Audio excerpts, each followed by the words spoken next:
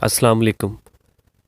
آج ہم نے چیپٹر نمبر 9 سٹارٹ کرنا ہے، جس کا نام ہے اسلامی جمہوریہ پاکستان میں معاشی منصوبہ بندی اور ترقی۔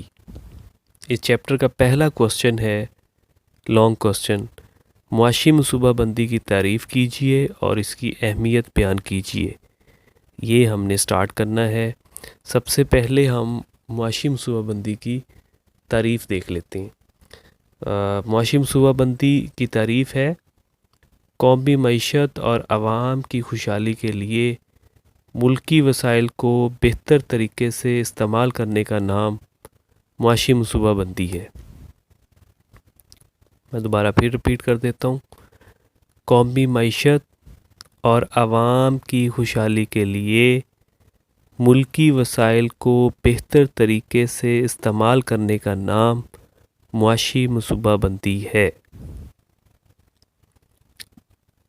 معاشی منصوبہ بندی کی پالیسی معاشی ترقی کے لیے مرتب کی جاتی ہے تاکہ ملک کی عوام کو خوشحال زندگی گزارنے کے لیے بہتر مواقع فراہم کیے جائیں۔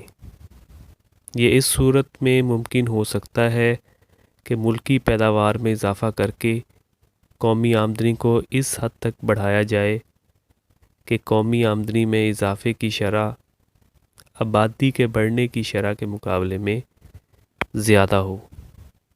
معاشی منصوبہ بندی کے لیے ایک قومی منصوبہ بندی کمیشن قائم کیا گیا ہے جو ملکی وسائل کو بڑھانے اور ترقی دینے کے لیے ایک منصوبہ بناتا ہے۔ اب اس کی اہمیت کیا ہے معاشی منصوبہ بندی کی؟ اس میں سب سے پہلے ہے فی کس آمدنی کو بڑھانا۔ فی کس یعنی انڈیویجول انکم کو بڑھانا۔ معاشی منصوبہ بندی کا ایک اہم ترین مقصد فی کس آمدنی کو مسلسل اضافہ کرنا ہوتا ہے کہ جو فی کس آمدنی ہے اس کو مسلسل اگر بڑھایا جائے گا تو اس کا فائدہ کس کو ہوگا؟ معیشت کو۔ عوام کے معیار زندگی کا دار و مدار بھی فی کس آمدنی پر ہوتا ہے۔ اگر کسی ملک کی فی کس آمدنی میں مسلسل اضافہ ہو رہا ہو تو ملک معاشی ترقی کی طرف گامزن ہوتا ہے، اور اگر ایسا نہیں ہو رہا ہو تو پھر ہم کہتے ہیں کہ ملک کی جو معیشت ہے وہ ترقی کی طرف گامزن نہیں ہے۔ اگر فی کس آمدنی کم ہو جائے تو معاشی ترقی کی رفتار بھی جو ہے وہ کم ہو جاتی ہے، یعنی اتنا زیادہ جو ترقی کی طرف گامزن نہیں ہوتی۔ اس لیے معاشی منصوبہ بندی کے لیے ضروری ہے کہ جب بھی معاشی منصوبہ بندی کی جائے تو فی کس آمدنی کو بڑھانے کی کوشش کی جائے۔ اس کے بعد ہے اگر فی کس آمدنی بڑھے گی تو اس سے کیا ہوتا ہے کہ قومی آمدنی میں بھی اضافہ ہوتا ہے۔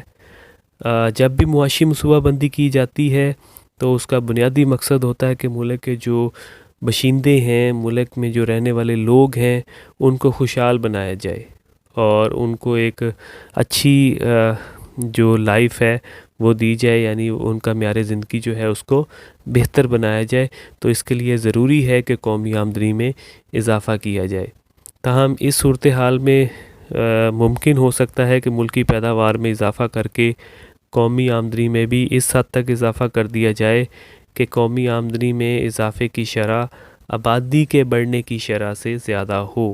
قومی آمدنی میں اضافے کے لیے آمدنی کے تمام ذرائع کو استعمال کیا جاتا ہے تاکہ زیادہ سے زیادہ جو ہے اس سے فائدہ حاصل کیا جائے، اور اس سے پھر کیا ہوگا کہ قومی آمدنی بڑھے گی۔ قومی آمدنی بڑھے گی تو معاشی بحران سے باہر نکلا جا سکتا ہے۔ اسی طرح معاشی منصوبہ بندی کے لیے ضروری ہے کہ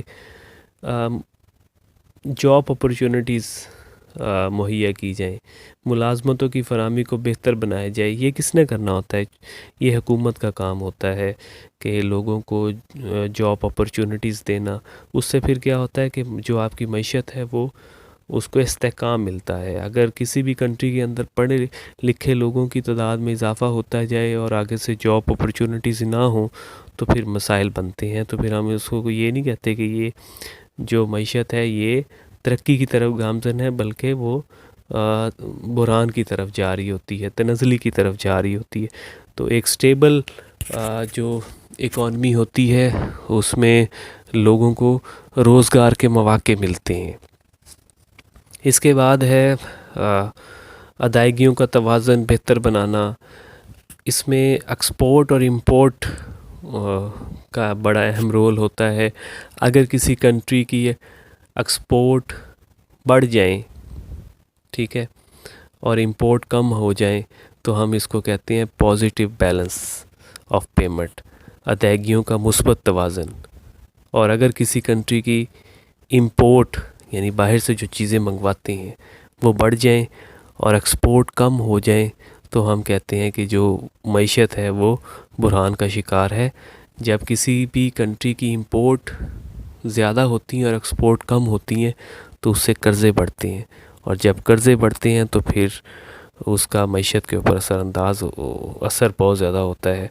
اور ہم کہتے ہیں کہ وہ جو معیشت ہے وہ ترقی کی طرف گامزن نہیں ہوتی بلکہ تنزلی کی طرف ہوتی ہے۔ اسی طرح صنعتی ترقی میں اضافہ کسی بھی معیشت کی ترقی میں بڑا امپورٹنٹ رول ہوتا ہے کہ اگر صنعتی ترقی ہوگی تو صنعت کا انحصار ہوتا ہے ایگریکلچر کے اوپر۔ اب دیکھیں کاٹن بنے گی، وہ انڈسٹری کے اندر جائے گی، کاٹن ایگریکلچر سیکٹر سے بنے گی تو وہ را مٹیریل ہے ایک کسی بھی انڈسٹری کے لیے، تو تب جا کے انڈسٹری میں کپڑا بنے گا۔ تو صنعت کا انحصار اسی طرح شوگر کین پروڈیوس ہوگی تب جا کے وہ انڈسٹری میں جائے گی تو شوگر بنے گی۔ تو انڈسٹری کا دار و مدار ایگریکلچر سیکٹر پہ ہوتا ہے۔ جن کنٹریز کی جو انڈسٹریل سیکٹر جو ہے وہ ترقی کی طرف گامزن ہوتا ہے وہاں پہ معاشی استحکام بھی ہوتا ہے۔ اسی طرح کم ترقی یافتہ علاقوں کو جو ان کی صورتحال ہے ان کو بہتر کرنا، یہ بھی معاشی منصوبہ بندی کا حصہ ہوتا ہے کہ جو کنٹری کے کم ترقی یافتہ علاقے ہیں ان کی حالت کو بہتر بنایا جائے۔ افرادی قوت کی کھپت، ملک کی جو آبادی ہے پسماندہ ممالک میں عام طور پر افرادی قوت بہت ہوتی ہے، اس لیے ایسے ممالک میں منصوبہ بندی کر کے افرادی قوت کو بہتر اور صحیح طور پر استعمال کیا جاتا ہے۔ مثال کے طور پر مقامی منصوبوں پر سڑکوں پر ہسپتالوں وغیرہ کی تعمیر کے لیے مقامی افرادی قوت اور وسائل سے کام لیا جاتا ہے تاکہ مقامی آبادی کو روزگار فراہم کر کے ساتھ ساتھ جو ہے بے روزگاری کا بھی خاتمہ کیا جائے۔ قیمتوں میں استحکام کرنا بہت ضروری ہے، اور یہ کس نے پلان کرنا ہوتا ہے؟ حکومت نے۔ یہ معاشی منصوبہ بندی کا حصہ ہوتا ہے۔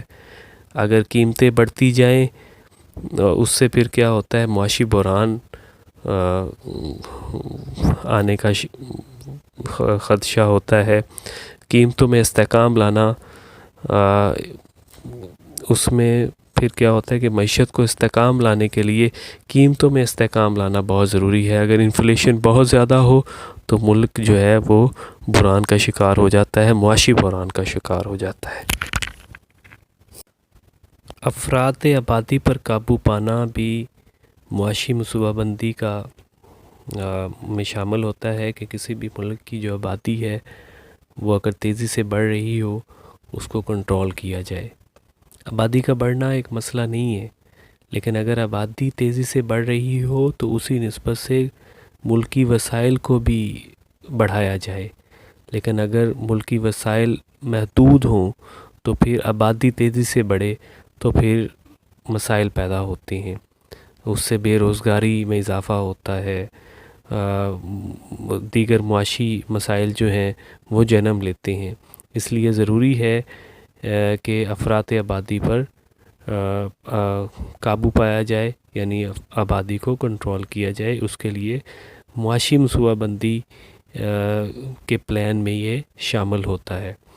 اسی طرح معاشی بحران پر قابو کرنا یہ بھی بہت ضروری ہے کہ ملک کو ترقی کی طرف گامزن کرنے کے لیے ضروری ہے کہ معاشی بحران کو کنٹرول کیا جائے۔ بعض اوقات ملکی سطح پر معاشی بحران سے نپٹنے کے لیے معاشی منصوبہ بندی کرنا ضروری ہوتی ہے، اس لیے معاشی بحران سے ملک کی معیشت کو زبردست نقصان پہنچتا ہے. اس لیے ضروری ہے کہ معاشی منصوبہ بندی کے ذریعے ملک کی جو مختلف مسائل ہیں ان کو حل کیا جائے تاکہ جو ملک ہے وہ ترقی کی طرف گامزن ہو. یہ تھا ہمارا پہلا کوسچن.